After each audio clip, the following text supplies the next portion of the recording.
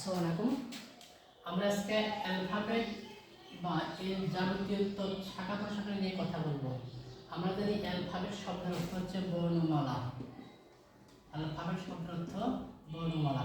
বর্ণমালা কিন্তু একটি। বর্ণমালা কয়টি? একটি।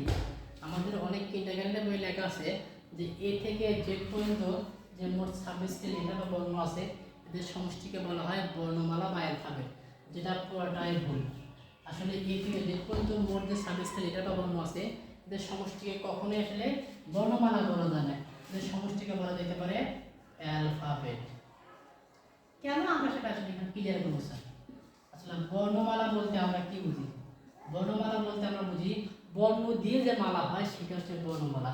আমি ক লিখলাম, খ লিখলাম, ম লিখলাম, এরকম কোন দিবেন তো এখানে আপনি তারপরে সুরেশ্বরা সহ যা আছে সবগুলা, অর্থাৎ বাংলা ভাষায় যে বর্ণ সমষ্টি ব্যবহার করা হয় তাদের সমষ্টিকে বলা হবে বর্ণমালা।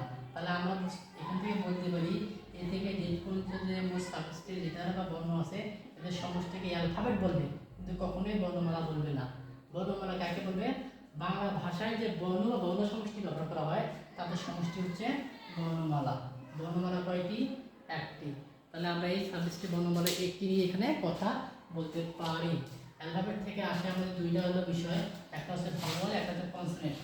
একটা হচ্ছে ভাওয়াল আর একটা হচ্ছে কনসোনেন্ট।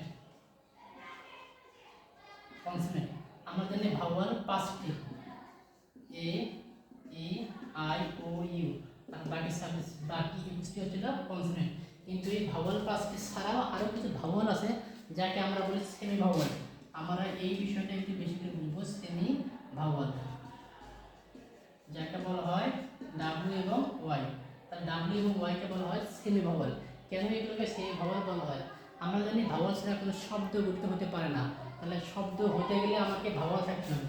তাহলে আমি যদি এরকম কিছু শব্দ লিখি, স্কাই, ক্রাই, হোয়াইট, ড্রাই, তারপরে বাই, এই যে শব্দগুলো আমি লিখলাম এইখানে কিন্তু কোনো ভাওয়াল নেই।